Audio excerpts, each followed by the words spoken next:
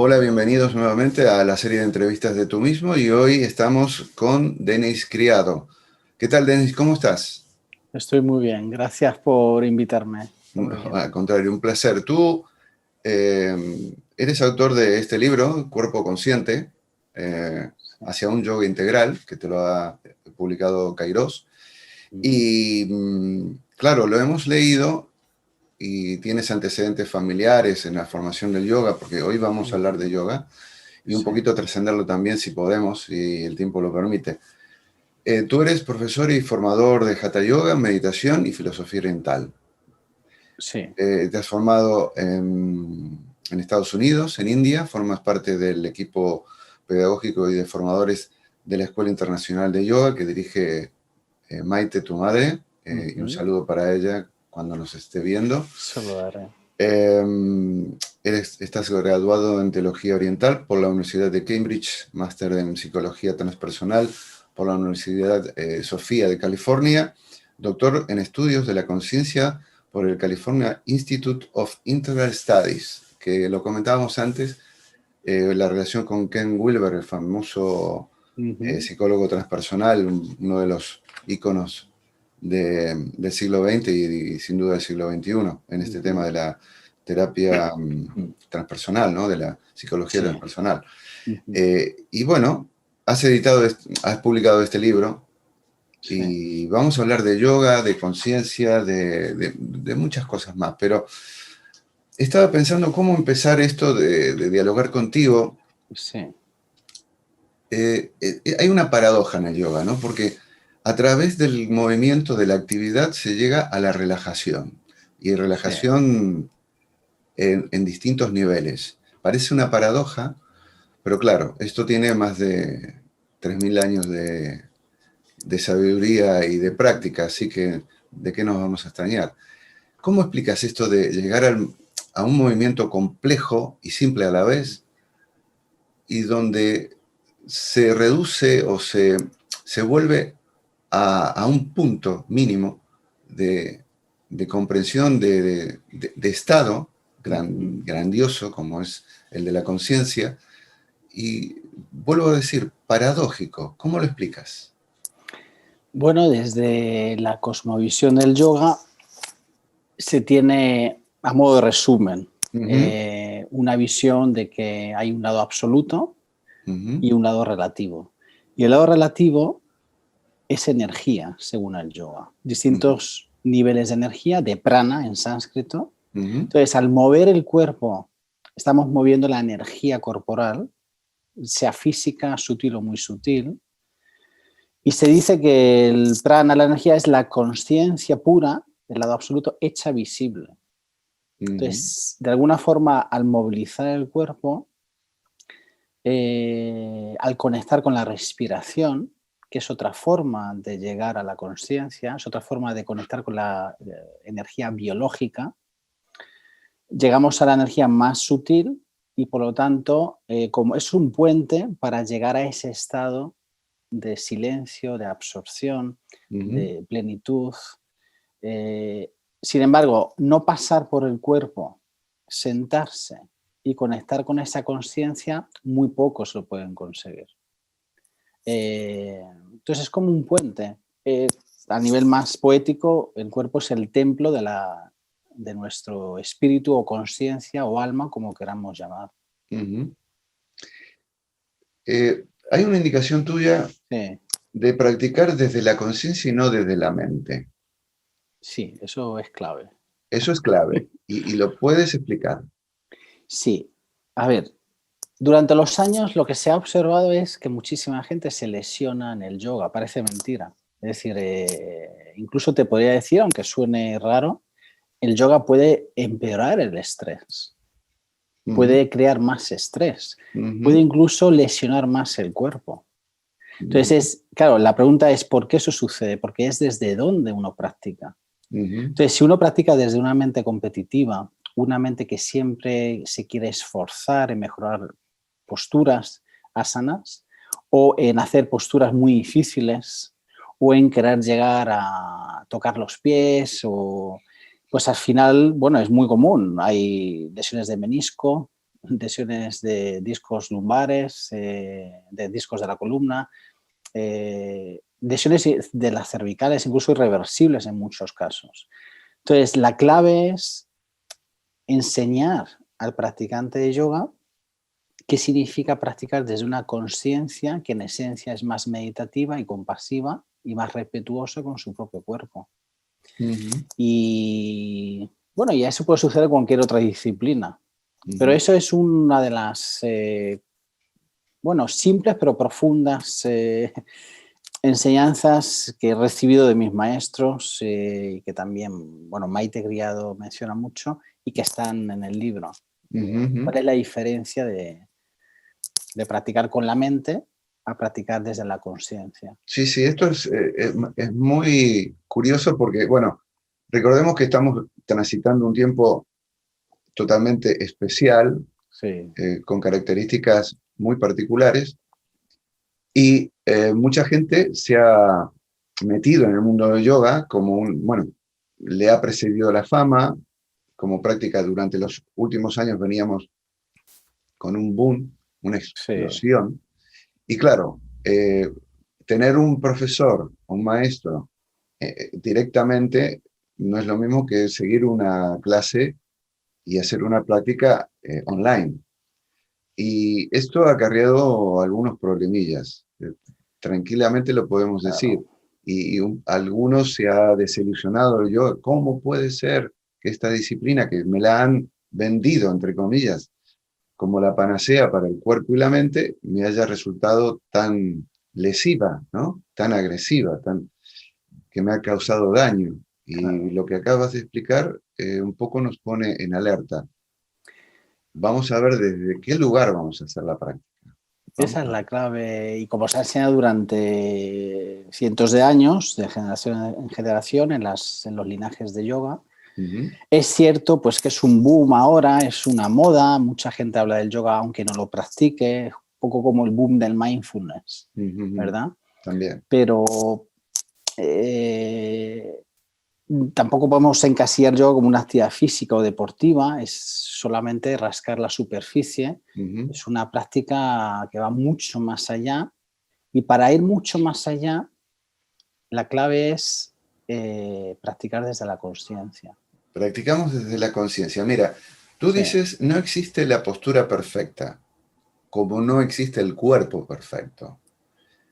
Y uno, claro, si se mete en Instagram... Claro, se vende lo contrario. Se vende lo contrario, es decir, vemos cuerpos perfectos, posturas imposibles. Claro. ¿Y qué pasa con el resto de los mortales, Denise? Pues eso es una imagen, un estereotipo, una idea que lleva a la confusión, es errónea, podríamos decirlo. Es igual que la imagen de una persona que está en loto meditando sentada, eso es la meditación. Es la imagen icónica que pues se aleja muchísimo de la realidad, de cómo meditar sentado, por ejemplo, igual con las posturas. Entonces, el yoga es el que se adapta al cuerpo y no el cuerpo a una idea de yoga. Si obligamos al cuerpo a adaptarse a una idea de yoga de que hay que ser muy flexible, de que hay que estar impecablemente bien a nivel de peso, de que se va a crear incluso estrés. Yo eso lo he visto. Se va a crear estrés o incluso que la persona abandone la práctica en sí y deja de recoger todos los frutos que toda la filosofía de yoga a través del cuerpo puede ofrecerlo. Y hay una premisa que también lo dices claramente. El cuerpo es sabio. A veces, un poco con picardía, yo como lector digo, el tonto es uno que cree que el cuerpo no lo es, ¿no? Entonces lo voy a obligar a que llegue a tal punto, etc. Pero el cuerpo es sabio, tiene sabiduría. Tiene sabiduría. Entonces, el aprender, o sea, el yoga, si pudiéramos resumir su práctica de transformación humana, se resume en aprender a conectar y a intimar con la sabiduría del cuerpo, porque el cuerpo de alguna forma nos habla y nos habla de una forma con mucho equilibrio. nos va a poner los límites, hasta dónde es suficiente, por ejemplo, para comer, hasta dónde es suficiente en un lugar donde a lo mejor el lugar es un poco denso y nos dice, pues, salte a tomar un respiro. Nos comunica constantemente y el corazón, que es por donde también, según el yoga, es por donde a través de la intuición del corazón es por donde habla las señales del ser más profundo, de nuestro propósito vital, no está en la mente. Está más en el cuerpo, en el corazón, de sentir, de intuir por donde mi vida está fluyendo. Entonces, practicamos posturas para acercarnos a intimar más con esas sutilezas que la mente no va a poder captar, por mucho conocimiento que tenga del cuerpo, pero sí la conciencia va a captar que hay una inteligencia. Y esa inteligencia nos lleva a una vida en equilibrio, que como dicen en el Bhagavad Gita y Patanjali y otras escrituras como Hatha Yoga Pradipika, es el camino de la paz, de la felicidad y de la libertad. Vaya, justamente lo que queremos y buscamos todos, ¿no? Da la casualidad que queremos eso. Tú dices, hay que tener claro por qué se practican las asanas. ¿Por qué? ¿Cuál es la razón? Ya va mucho más que el deporte, ¿no? Porque nadie se pone a pensar, ¿por qué hago este movimiento? ¿Por qué muevo esta pierna? ¿Por qué el brazo? ¿Por qué? Y tú dices, hay que tener claro por qué se hacen las asanas. Hay varios motivos. Motivos físicos, por supuesto que alivia a nivel físico, a nivel anatómico, a lo mejor dolores crónicos o tensiones acumuladas. Tiene beneficios, ayuda al riego sanguíneo. A nivel bioquímico cerebral, pues crea una lluvia que viene bien para el sistema, equilibra el sistema nervioso, sobre todo con las paradas, porque a diferencia del deporte no hay parada, uno va corriendo y no hay parada. En el yoga es haces y no haces, para equilibrar el sistema nervioso. Eso es una gran diferencia entre una actividad física y el yoga. Y si ahora el yoga, que es lo que decíamos antes, el peligro es que no hagan paradas porque no hay una comprensión profunda del yoga, entonces se convierte en una actividad física. Es todo el sistema nervioso simpático. Pero eso es, bueno, a nivel fisiológico, esos son los beneficios y están muy avalados por la ciencia y siempre desde una actitud meditativa consciente.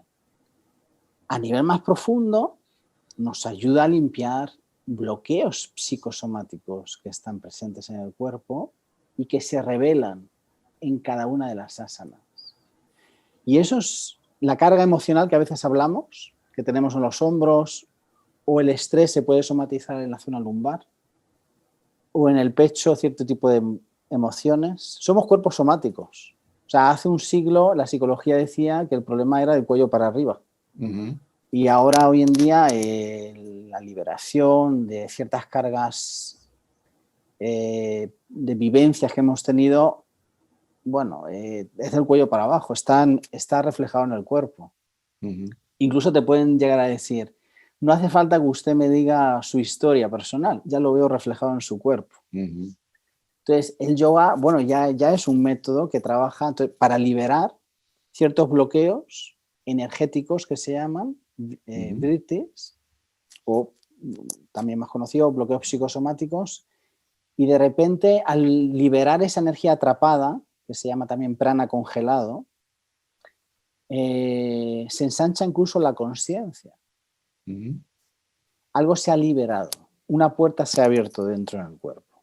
Yo eso lo veo en los alumnos y es ahí cuando realmente se produce una transformación en la vida. Es muy común para que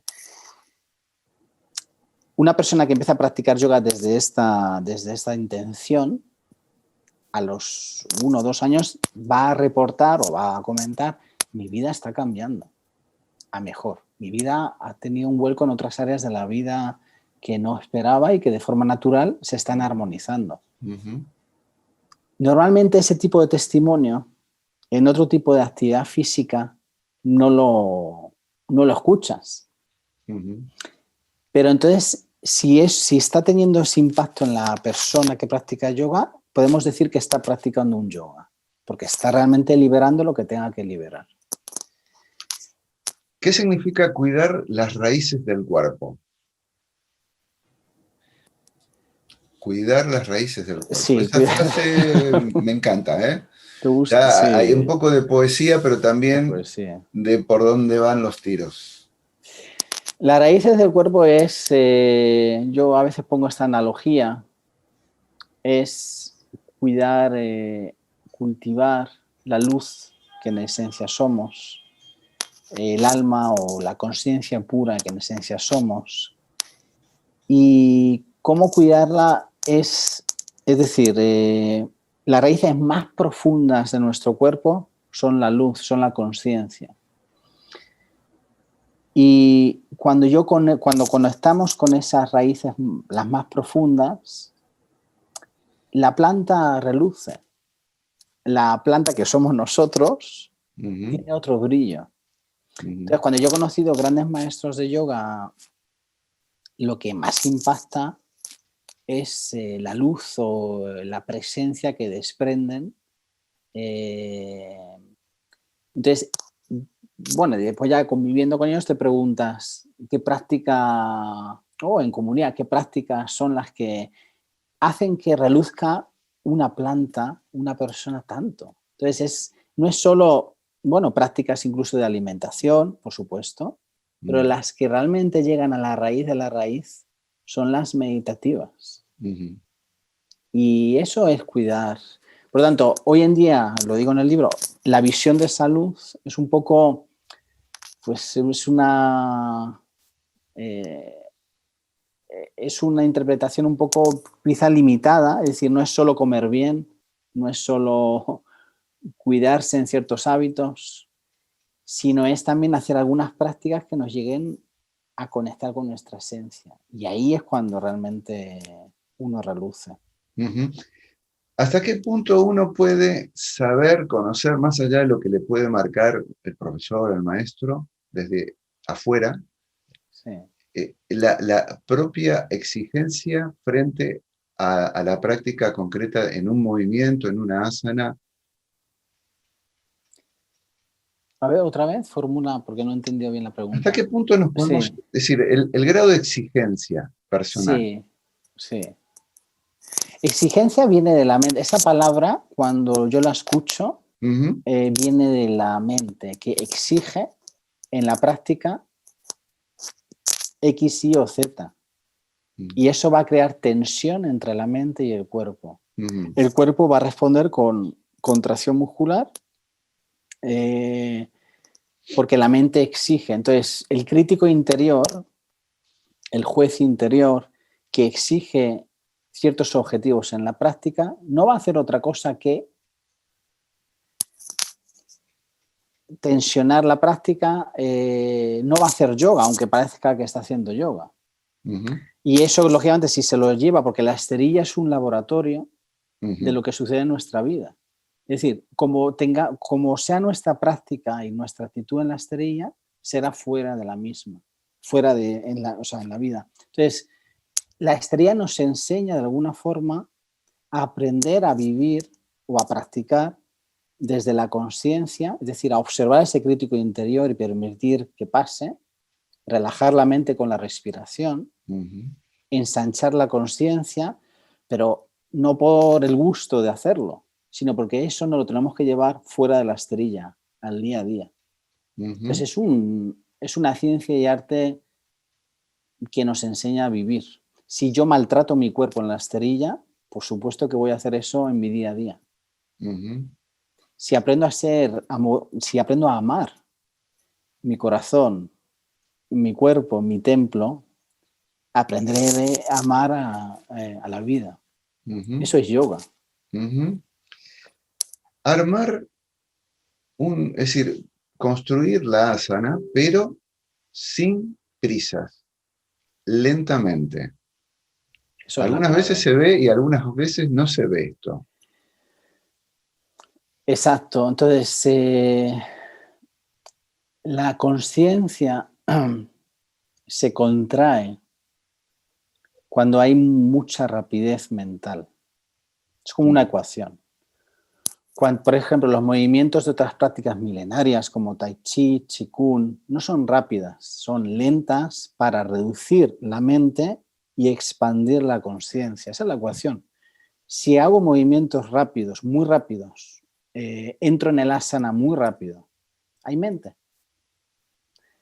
Si aprendo a conectar con la respiración y con las sensaciones, de forma natural voy a entrar de forma más consciente, más lenta, y hay menos mente. Eso no significa que con el tiempo desarrolle una habilidad de entrar más en flow y quizá puede haber más rapidez, pero se percibe que hay ausencia de mente en quien lo practica, porque está absorto en el movimiento.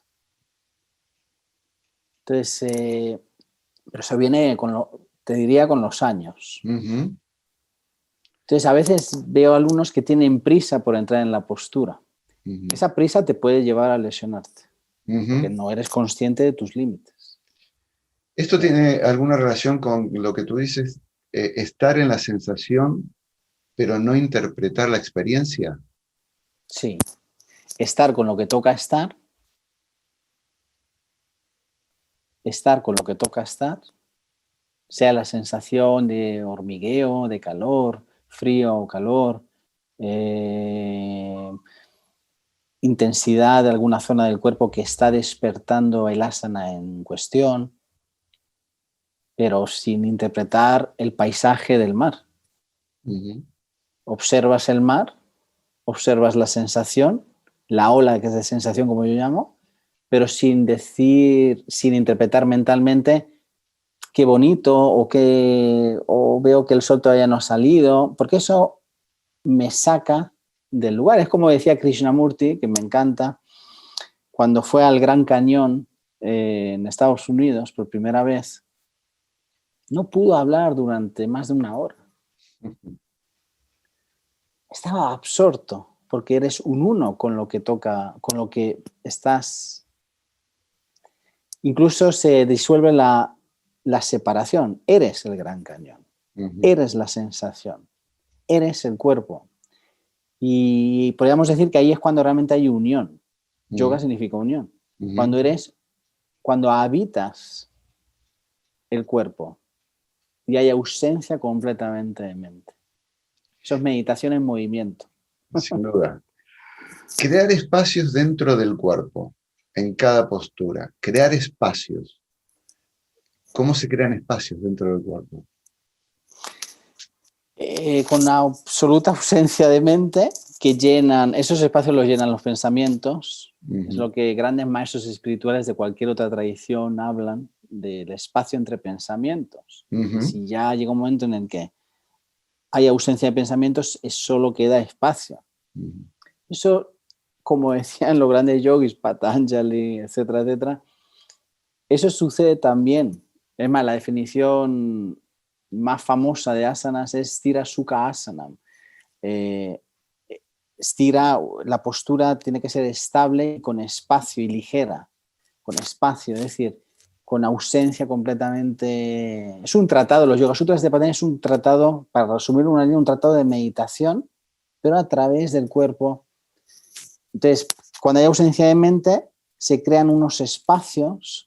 Yo pongo la analogía del instrumento, el sitar, para que haya un sonido armonioso, tiene que haber un espacio, ¿no? Para que haya una resonancia limpia. Nosotros dentro tenemos esos espacios y cuando tenemos muchos bloqueos psicosomáticos, la resonancia de cómo nos expresamos en la vida está llena de bloqueos. El potencial no se está desarrollando, no se está expresando, el alma no se está expresando a través de este templo y pues de la forma armoniosa que podría. Entonces el yoga lo que intenta es limpiar aquello que puede interferir entre el vacío que somos en esencia, Atman, y el lado manifestado, que es este cuerpo. ¿Qué es Amrita? Amrita es inmortalidad. Ujú. Y Tú lo presentas estaba como el néctar del yoga. el néctar, sí, el néctar del yoga, de la dicha. También a nivel, esto ya es un poco pues esotérico, ¿no? Es lo que se habla en los ashrams. Y bueno, creer o no creer, pues, pero bueno, ese líquido se piensa que a la hora de practicar y de liberar prana y permitir que el prana fluya a través del cuerpo, estamos más en la consciencia, pero eso también se traduce como que se libera más amrita, más néctar, y eso se puede traducir en un líquido, en un prana muy brilloso, que incluso hace que los ojos brillen Ujú. y parpadeen menos. Por eso muchos grandes maestros espirituales de cualquier tradición, uno de los testimonios que siempre recogen los discípulos, bueno, y que yo también he visto y he vivenciado, es que no parpadean. Es como si estuvieran borrachos de divinidad. Y ese líquido es el que te hace estar en dicha. A veces hablamos siempre del silencio, Ujú. que es muy... Pero cuando ves que cuando la persona realmente sale de ese gran... Hablamos del gran silencio, de esa gran absorción, hay que observar sus pómulos o sus ojos, están brillantes. Ese es el néctar de que algo se ha segregado y es el prana espiritual que también se llama. Ujú. El prana está en el centro de la práctica, tú lo insistes en esto. Sí, porque hoy en día, aunque parezca mentira, en muchas clases de yoga la palabra prana ni se menciona. A eso voy. Yo a veces me pongo las manos en la cabeza porque no mencionar lo principal. Ujú. Y en los linajes de yoga es siempre lo principal, es decir, cómo crear más vitalidad en todas nuestras capas del ser, cómo crear más, para que fluya mejor el prana, va a fluir mejor nuestra vida. Eh, si trabajamos solo a nivel físico, obviando que no existe o pensando que no existe el prana, que está, por ejemplo, en el centro de la medicina china, el prana, la energía chi, Sí. está en el centro de su práctica, es restablecer la buena circulación de la energía chi, o en japonés ki, Sí. o no, en cualquier tradición de medicina oriental o incluso chamánica, la energía está en el centro de la salud profunda de un ser humano. El yoga es igual con el prana. Entonces, hago hincapié porque este libro nació con la intención de un lenguaje sencillo, responder a la pregunta que muchas veces me he encontrado en todos estos años pero ¿hay algo más que o sea, las posturas físicas, más allá de ofrecer un beneficio físico, ¿hay algo más? Bueno, sí hay algo más, hay un océano de más. Entonces, nació de ahí, nació de ahí. Entonces, claro, en el prana insisto en el libro que está en el centro de la práctica. Ujú. Vamos a salir Sí, un poco de tanta profundidad que hemos llegado vale. lentamente y vamos a salir a la superficie. Tú dices, Okay. o te pregunto, en la práctica, ¿hay molestias pero saludables? Es decir, no la molestia de la autoexigencia, de la postura perfecta, sino producto de la misma práctica que va esto, liberando, desbloqueando, que está abriendo puertas y ventanas internas, ¿no? Se puede decir que hay ese tipo de molestias saludables. Sí las hay. Normalmente siempre pongo este ejemplo a los alumnos. Cuando una persona se interesa por el yoga y a uno le preguntan, ¿me recomiendas el yoga? Digo, bueno, pues si quieres sí. ¿Y qué voy a experimentar en el yoga? Bueno, pues muchas cosas, pero sobre todo que vas a ser consciente de muchos dolores y molestias que no eras consciente. Claro, la persona puede decir, ¿cómo? Si yo voy a reducir mis molestias. No, no, vas a hacerte consciente de muchas molestias que al no ser conscientes pueden ir a peor. Ujú. Físicas, emocionales o molestias de pensamiento, es decir, yo lo llamo eso dolor físico, dolor emocional, psicosomático, energético. Dolor mental significa ciertas formas de pensar. Hay como capas de dolor. El dolor malo es cuando es una lesión. Es decir, ¿no? Por eso hablaba mucho, por ejemplo, el gran maestro Iyengar, hay dolor bueno y dolor malo. Entonces, el dolor bueno es que podemos ser conscientes, gracias a la práctica de yoga, de sutilezas que no era consciente por el tipo de vida que uno tiene, y que a la hora de ser consciente de que a lo mejor, oye, pues noto algo ahí en la espalda, me empiezo a cuidar mejor, empiezo a corregir la postura, porque soy consciente de que necesito que no vaya peor. Claro. Y al estirar, claro que se crea una molestia, pero esa hay que pasar, suena un poco espiritual en el sentido de, incluso hasta, ¿no?, en la tradición mística cristiana, hay que pasar por el dolor para abrirse al gran amor. Entonces, el cuerpo, cuando empezamos a despertarlo conscientemente con las asanas, se despiertan muchos dolores. Muchos, pero eso nos va a abrir a otro nivel. Te voy a hacer una pregunta maldita. ¿Yoga y pesas, máquinas, Sí. se complementan o no? ¿O no es necesario? Sí y no.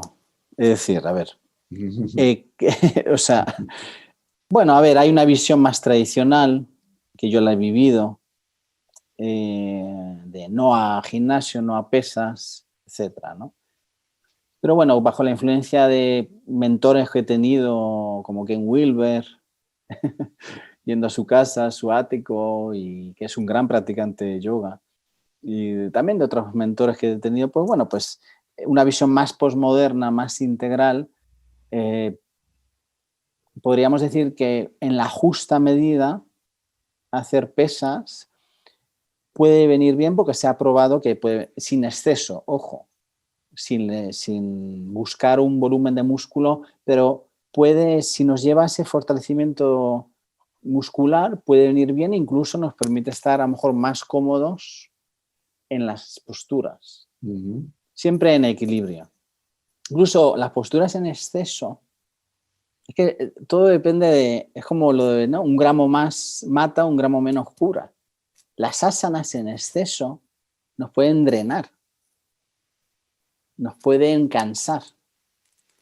Igual con las pesas. Entonces es todo, pero sí. Es cuestión de equilibrio, digamos, Sí. como en todo. Habías hablado justamente de movimiento continuo, pero en el yoga hay algunas corrientes que es movimiento continuo sin pausa, que es lo que tú decías, sin paradas. Por un lado, ese tipo de prácticas, y por otro lado, los que practican a altas temperaturas, ¿no? El hot yoga o el Bikram yoga. Sí. ¿Qué podemos decir al respecto? Porque esto crea debate, ¿no? Crea debate. Y a ver, entonces, el libro que he escrito trata sobre Hatha Yoga. Y el Hatha Yoga es, entras en el asana, estás en el asana, consciente de tus límites, de tu respiración, sensaciones, creando espacio interior, y después deshaces el asana. Este libro va sobre Hatha Yoga. Después tienes Vinyasa Yoga, que es más dinámico. También. Entonces, el Vinyasa tradicional, hay paradas. Surya Namaskar y Chanda Namaskar, que son dos secuencias muy clásicas, se diseñaron, y así me lo enseñaron, con el objetivo de calentar un poco, movilizar el cuerpo para después hacer Hatha Yoga. Exacto. Vale.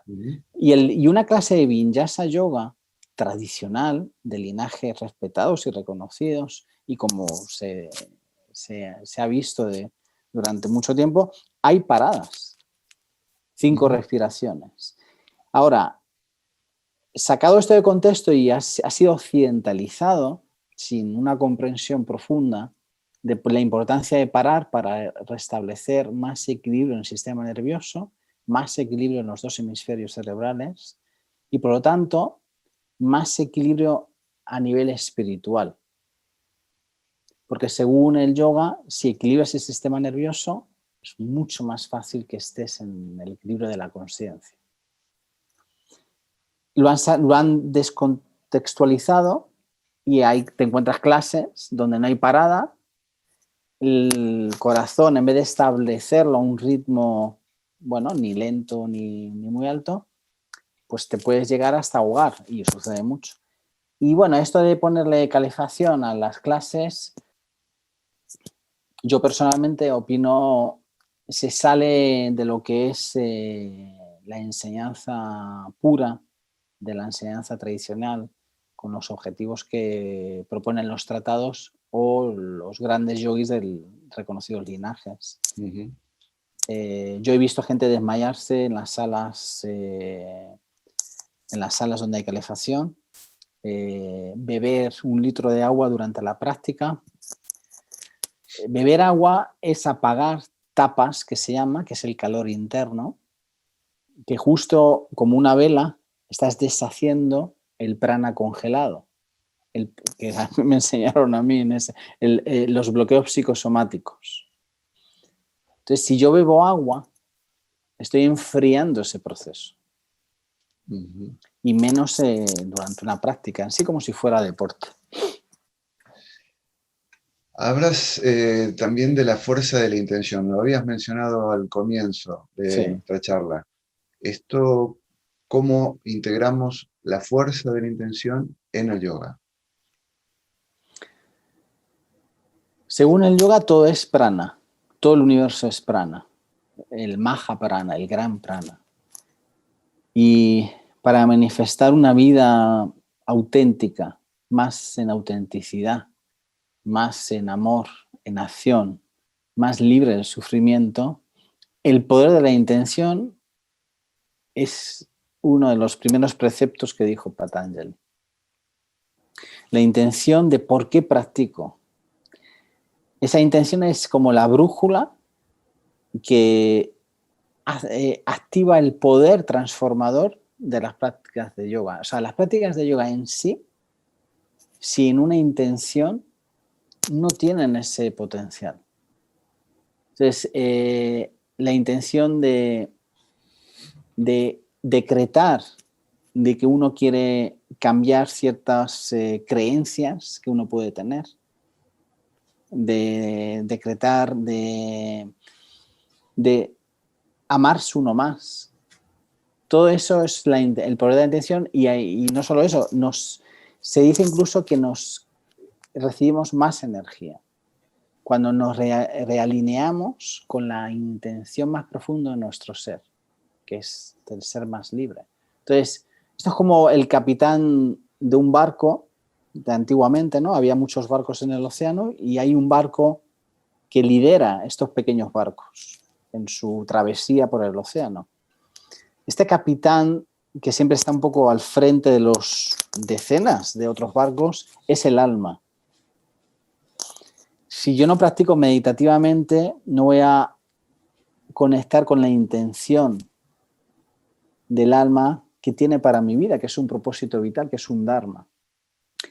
Y los demás son mis aspectos de mi ser, de mi mente, de mi cuerpo, de mi vida, que siguen al capitán, que tiene una intención, ser más luz, ser más coherente con tu propósito vital, con tu corazón, y ahí te va a llover un torrente de energía. Si no conecto aquí y conecto con estímulos o condicionamientos sociales de cómo debería vivir o cómo tendría que vivir, es más, me voy a drenar energéticamente, me va a faltar vitalidad, por mucho que me alimente bien, por mucho que lea, voy a decir, libros, a ver, mi libro es un libro, pero que lea, a lo mejor, por mucho que, pero si no conecto con la intención de mi alma, no voy a sentir una energía especial de levantarme por la mañana para vivir. Entonces, eso es lo que propone el yoga. En algunos fragmentos finales, Sí. Denis Criado, con quienes con quienes hemos estado dialogando durante este tiempo de entrevista, dice: tu alma florece en el cuerpo, eres quietud dinámica. Que la energía vuelva a casa, eres conciencia pura. Honremos al cuerpo. Gracias, Denis, por este magnífico libro. Muchísimas Que gracias. la verdad es un placer haberlo leído, un conocimiento visto y no visto, cuerpo consciente, hacia un yoga integral. Muchas gracias por este tiempo de charlas. Muchas gracias a ti. Muchas gracias. Muy agradecido.